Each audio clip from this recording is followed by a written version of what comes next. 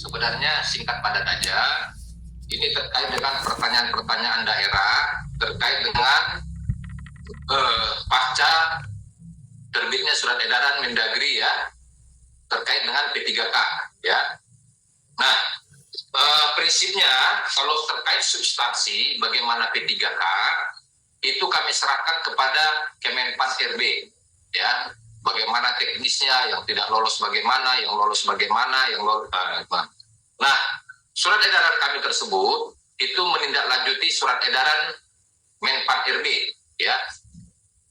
Menpan RB ya, di mana kita harapkan ini selaras dengan kebijakan umum atau kebijakan yang ada di dalam Permendagri 15 tahun 2024 tentang pedoman umum penyusunan APBD. Di mana langsung aja ke slide 3.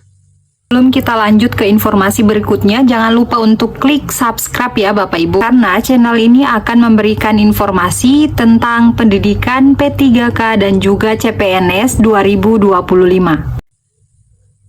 Dikatakan bahwa, langsung ke slide 3 ya, dikatakan bahwa di diktum pertama bahwa pegawai pemerintah dengan perjanjian kerja atau P3K paruh waktu adalah pegawai ASN yang diangkat berdasarkan perjanjian kerja dan diberikan upah sesuai dengan ketersediaan anggaran instansi pemerintah. Dengan demikian, bagi P3K paruh waktu tetap diangkat sesuai dengan arahan Presiden kemarin yang disampaikan kepada Menteri Dalam Negeri dan Menteri Keuangan bahwa tidak ada pemberhentian honorer atau sebutan lainnya.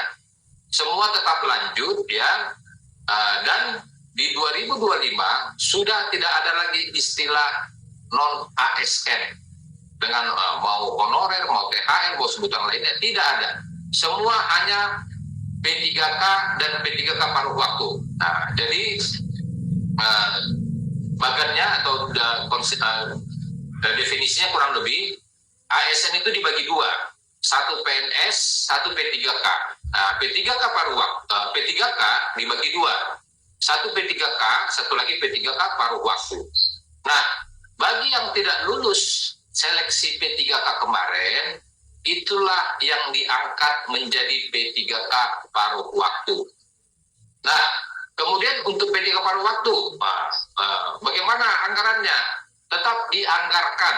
Ada kemarin daerah yang belum sempat menganggarkan atau tidak menganggarkan, kita minta tetap dianggarkan. Kalau sudah terlanjur Pak, tidak dianggarkan, bagaimana Pak? Nah, kalau sudah terlanjur, dicari anggarannya. Bisa diambil BTT atau dari pergeseran anggaran lainnya. Nah, jabatan-jabatan yang ada adalah sesuai dengan diktum ketiga, guru, tenaga pendidikan, tenaga kesehatan, tenaga teknis, pengelola umum operasional, operator layanan operasional, pengelola layanan operasional, dan perangkat layanan operasional.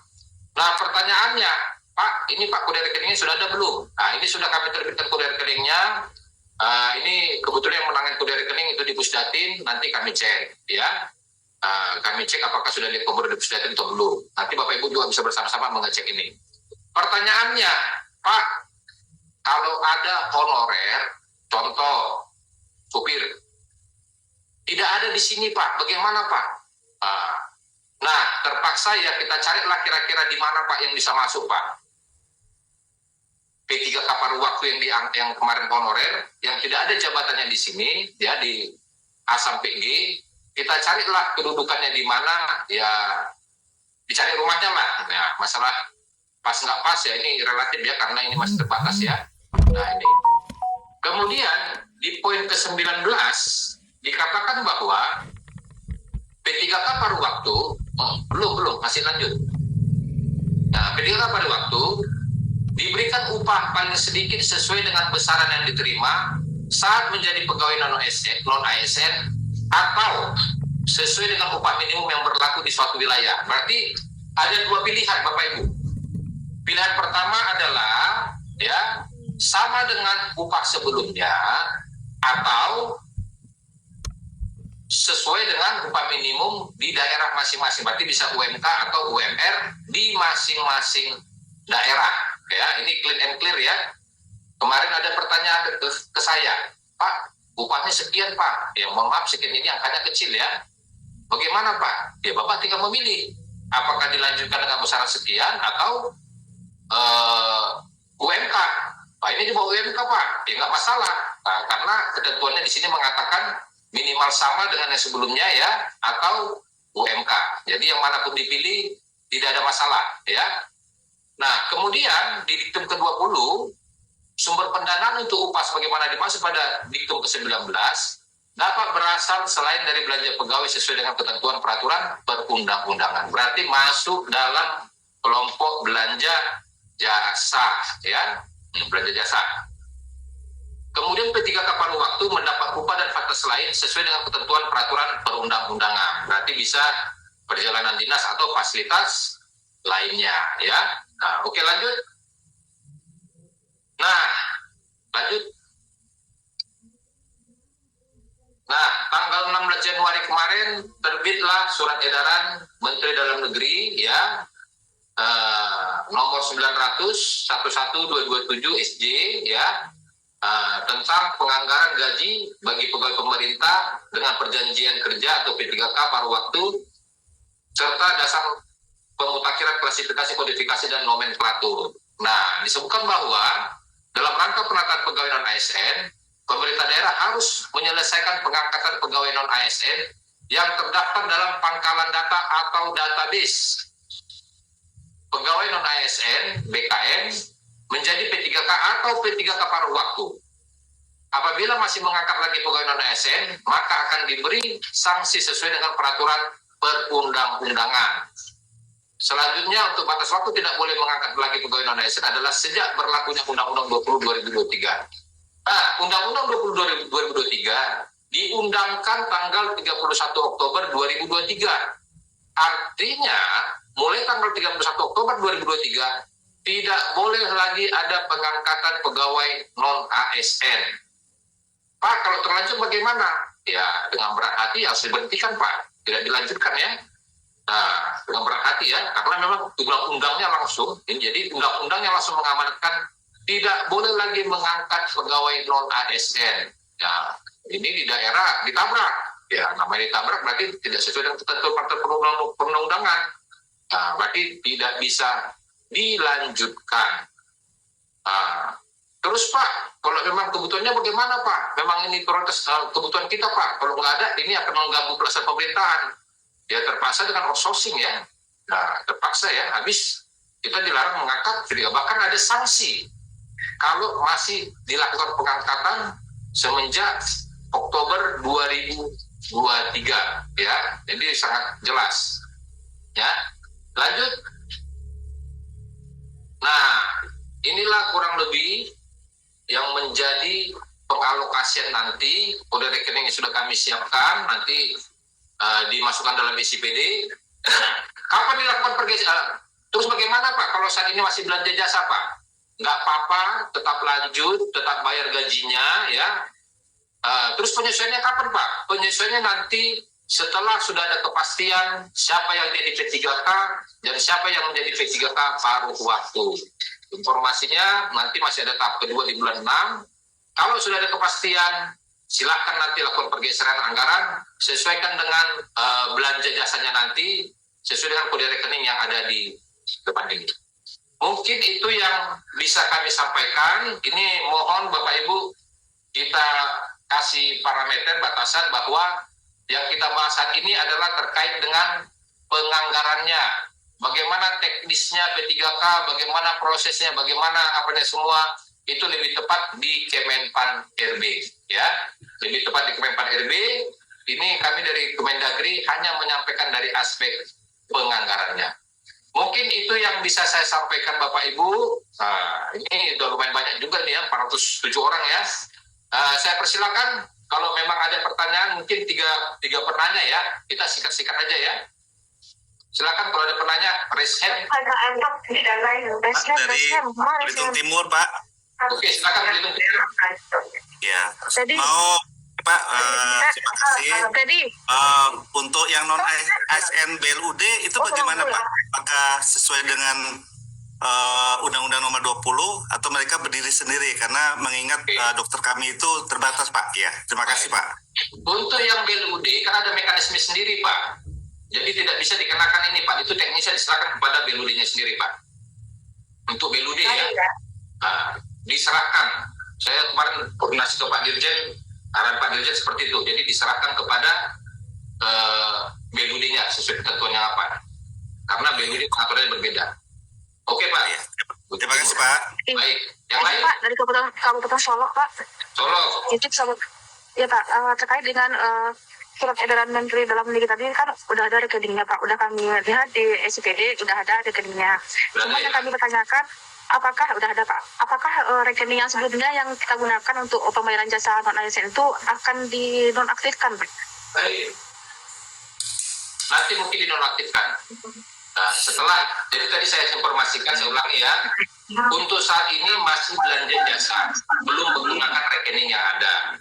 Penggunaan rekening yang ada, itu nanti setelah sudah ada kepastian, siapa yang lolos P3K, siapa yang tidak lolos. Nah, yang tidak lolos otomatis menjadi P3K paruh waktu, ya. Nah, disitulah nanti dilakukan pergeseran anggaran untuk memenuhi, untuk menggunakan kode rekening ini, ya. Jadi nanti setelah ada kepastian, karena kita nggak tahu proses seleksi kan masih berjalan sekarang ini. Kita nggak tahu siapa yang lolos P3K, siapa yang tidak lolos. Nah, nanti setelah ada kepastian, baru kita lakukan pergeseran anggaran. Oke, Solo, yang lain? Pesisir Selatan. Pesisir Utara, Bapak izin. Ya, silakan.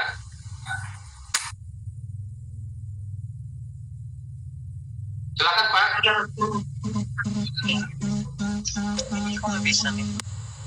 Tahu mana? Lampung Utara Pak. Ya, silakan Lampung Utara. Oke. Izin bertanya Pak. Ya, silakan Pak. Tapi jangan curhat ya Pak ya. Yang ingin kami tanyakan, ketika mereka itu suatu menjadi tenaga non ASN, mereka itu kan menerima honor ada yang double Pak. Oke. Jadi honor dari kegiatan lain itu bagaimana untuk nanti teknis penganggarannya? Apakah nanti tetap satu honor yang diambil atau pilih honor yang terbesar atau tetap semuanya? Misalnya kan dia jadi operator Ya. di aplikasi yang satu, terus dia juga operator di aplikasi yang lainnya. Nah itu harus pilih salah satu tuh bagaimana? Kemudian yang kedua, untuk jasa tenaga kesehatan dan tenaga pendidikan tadi udah dijawab ya tadi untuk blood itu. Nah kalau yang untuk kependidikan yang sumber dananya BOK itu bagaimana? Sumber dananya BOS Pak, bagaimana itu Pak? Dia dibayar menggunakan dana BOS.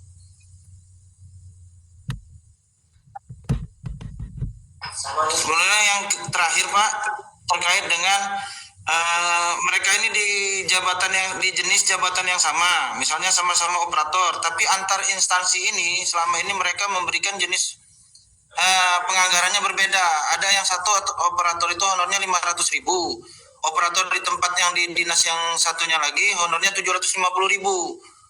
Nah itu bagaimana kita menganggarkannya Pak? Apa tetap seperti semula? Yang satu 500, satu 750, berarti kan mereka berbeda. Atau kita seragamkan Pak? Terima kasih Pak. Izin Pak, menambahkan satu lagi Pak. Halo Pak, izin Pak.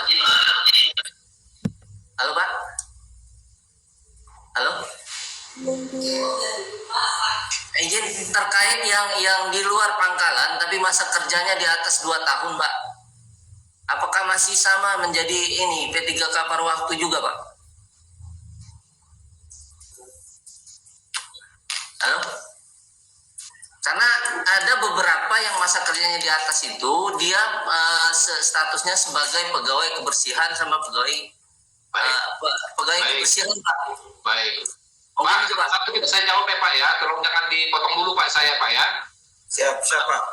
Pertama, terkait dengan pengangkatan walaupun sebelumnya mau SK siapa kek nggak ada masalah ya, nggak ada disebutkan ya, yang hanya dikatakan oleh ASN. Yang dilarang itu adalah pengangkatan setelah Oktober 2023 Pak. Itu yang dilarang Pak. Ya.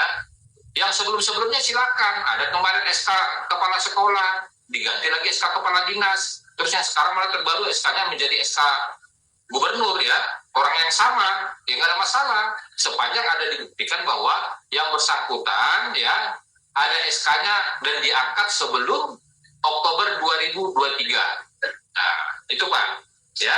Nah, dan kemudian berturut-turut. Nah, jadi patokan kita bahwa SK-nya sebelum Oktober 2023.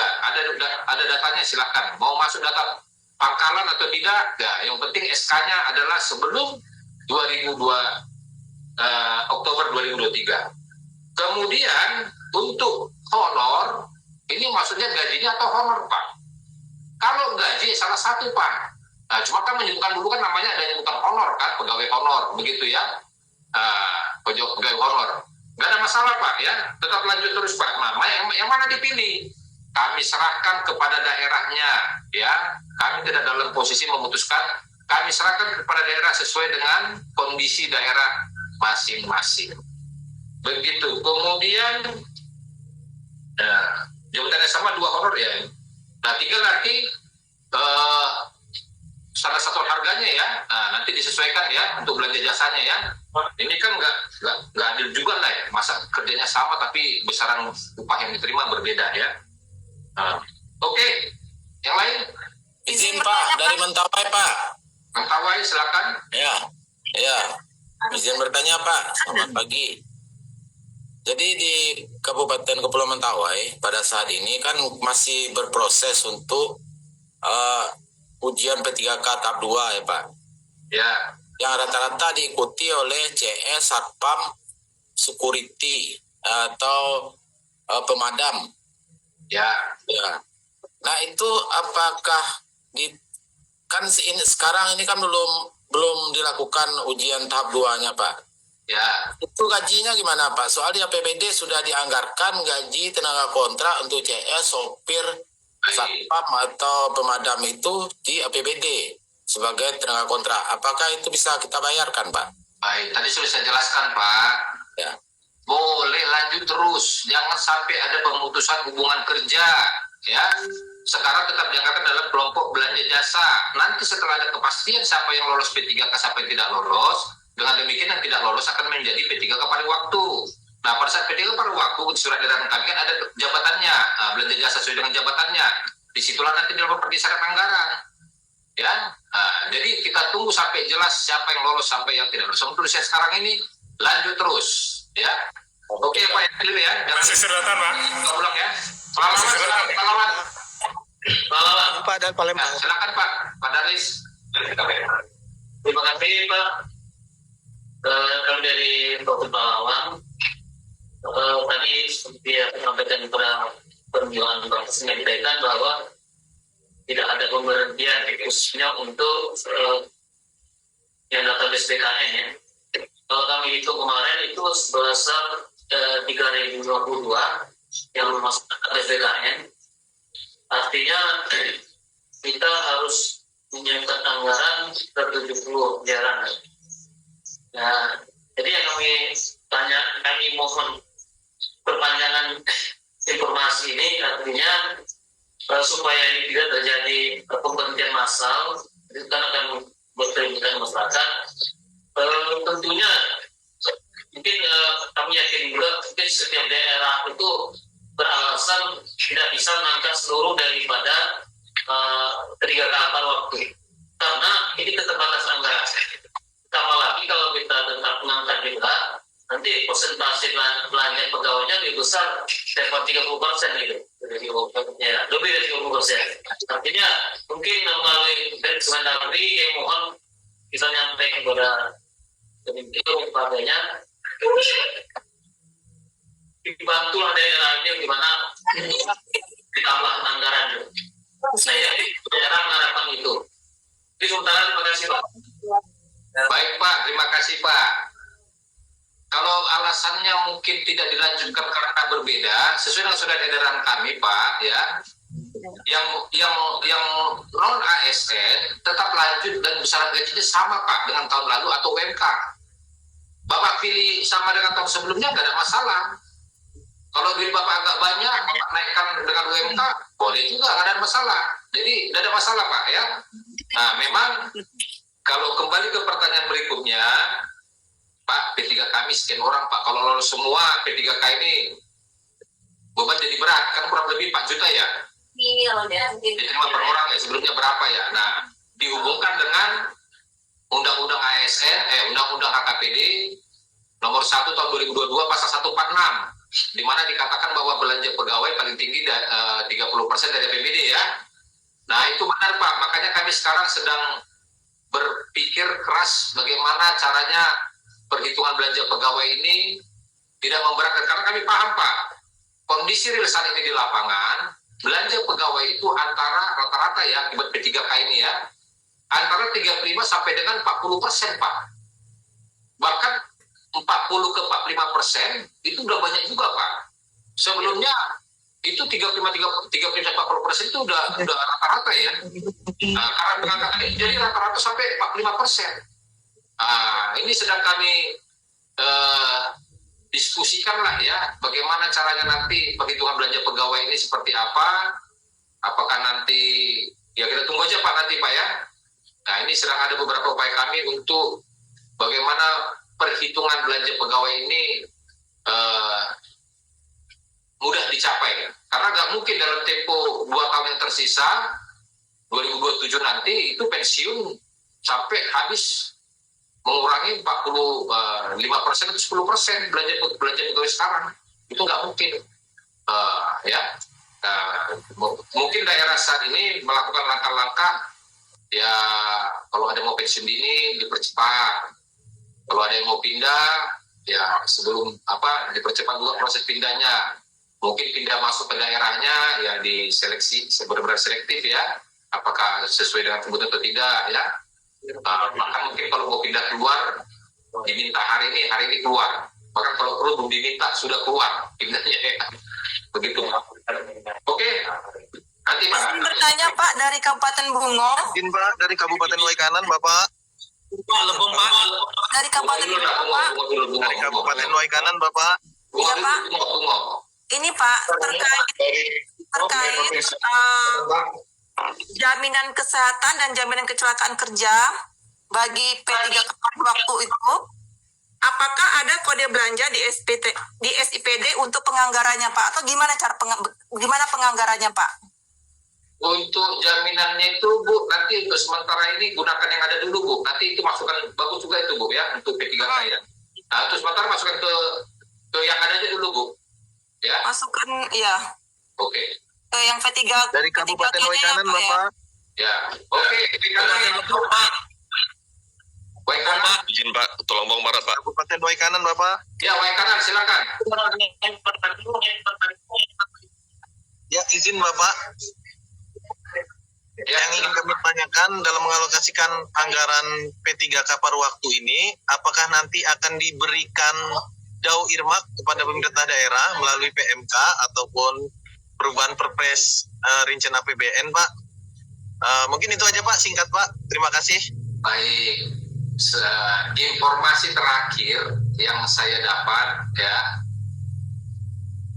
yang ada dau irmak, yang ISG ya, dau ISG ya, itu hanya P3K Pak.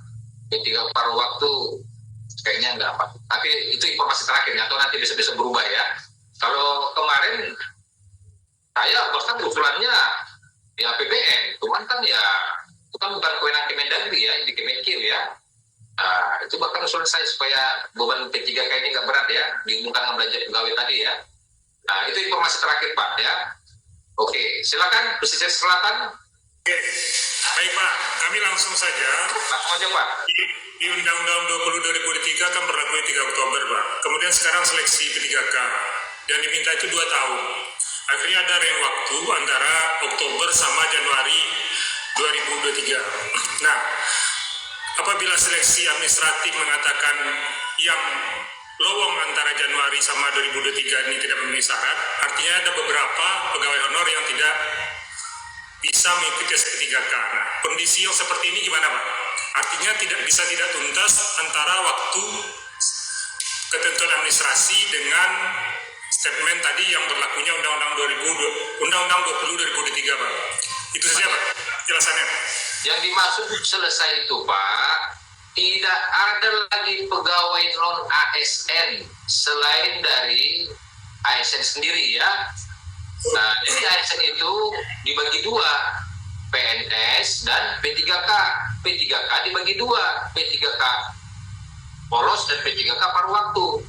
Tidak ada lagi pegawai di luar dari sini. Itulah pemberlakuannya di 2025 ini, atau 2 tahun setelah Undang-Undang ASN diundangkan. Jadi tidak ada, makanya Bapak, kita lihat di poin pertama, dilarang mengangkat non ASN lagi.